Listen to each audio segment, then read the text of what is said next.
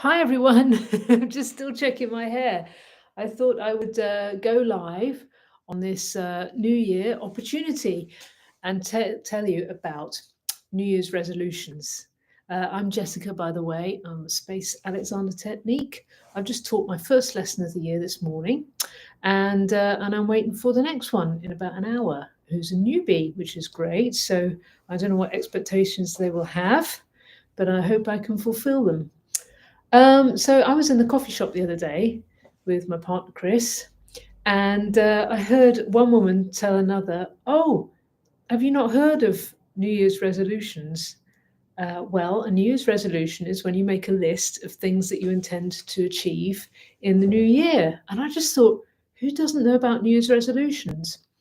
And I just thought, well, it's something I've given up because I'm thinking of renaming them New Year revolutions, because a new year is a time for trying new things, basically. And this time last year, I don't know what I was thinking. I was thinking I would have a full diary of Alexander Technique pupils, that all my days would be full of teaching, maybe some music making. I didn't have any gigs planned except for one, which fell through for very serious medical reasons. My partner Chris had to have eye surgery the day of the gig, so we didn't go ahead with that one.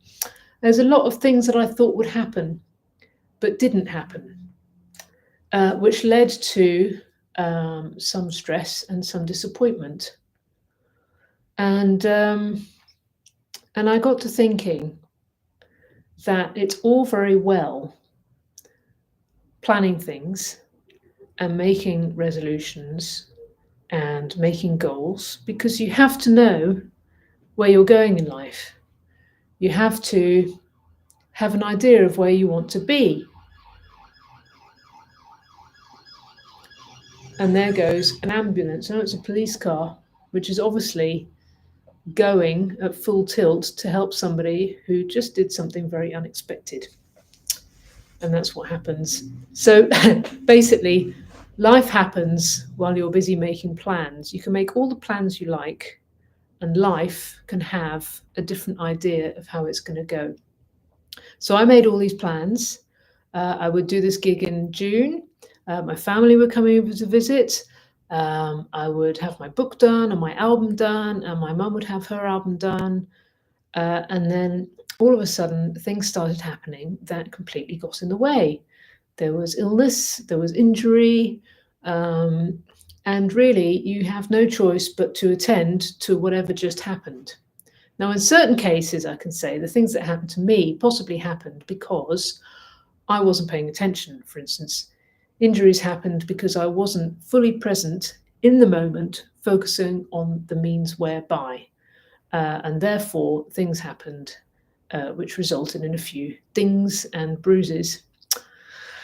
So there's that. Other things happened purely by chance, like I had shingles that came from out of nowhere, as shingles tends to do. Nobody really knows why it happens.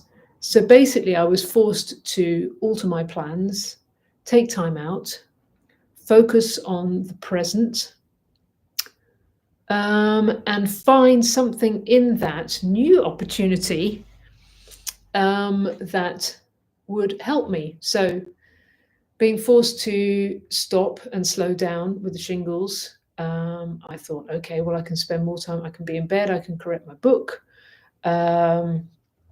With the injuries, I thought, okay, I have to just attend to how I'm doing things to take the stress off.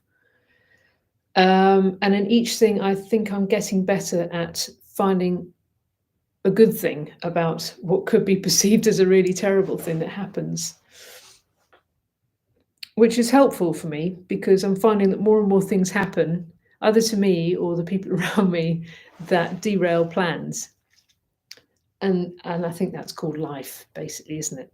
So it's made me stop trying to make so many plans, or to make the plans more flexible. So for instance, here's how it relates to the Alexander Technique. And what I'm particularly keen on is how the Alexander Technique relates to real life. So not just standing and sitting and all that, but how it relates to actual living, plans, work, relationships. It's like when I learnt chess a while ago. I started seeing everything like it was a big chess game. I can't do it now because I've forgotten how to play chess, really. But if you learn this new template of conscious control and thought, then you can start applying it to life in general. So, for instance, here we are. I'm sitting on a chair. If anybody's joining me at this point or watching back, I just want to say hi. You can play along. I just do these spontaneously because why make plans, eh? So here I am sitting on a chair. You can play along at home. This is a chair with a back, but it's a hard wooden chair. And I'm sitting here and I'm making friends with my sitting bones, my bum bones, which are the bony bits making contact with the chair. And my feet are on the floor. And my head is floating up the top like a balloon. Beep. And I'm just sitting. And the more times that I check in with this, whether I was on the train coming in or walking down the road just now or sitting here talking to you, the more I remember where I am and what I'm doing, the more I can attend to the means whereby I am doing it. Which is why if you come for a lesson, you spend a lot of time standing up and sitting down in the chair, maybe moving forwards, moving backwards, standing up, sitting down. Then you have a lie down on the table. But it's an action that you do lots of times in a day. It's a very common thing. You'll think, oh, I know how to stand up, I know how to sit down. But have you noticed that when you reach a certain age, you start making the noise, the sitting down noise, or the standing up noise? Ugh! Ugh! It seems to be a de rigueur thing that you start doing in your middle ages. And it's quite funny once you notice it. You actually don't need to make any noise when you stand up or sit down. So you're attending to the means whereby you're sitting down. Now, in your daily life, you will be sitting down and working, sitting down and eating, sitting down and watching the telly. Then you'll stand up, you'll go to the bathroom, you do the washing up, you brush your teeth. Then you'll be lying down, you go to bed, or whatever. Or you're doing your constructive rest. So the means whereby you'll go and stand up then to do something. But in a lesson, you're just going to stand up. In real life, you'll stand up to go and put the kettle on. Or the doorbell rings, which is something that you hadn't planned. So you get up really fast and you don't think about the means whereby you get out of the chair. But the more you do it in a lesson, which is I'm going to shift the weight forwards with my head going forward and up, over my feet, and follow it forward and up until the weight comes over my feet and shifts out of the chair until I can stand up. I'll show you that from afar.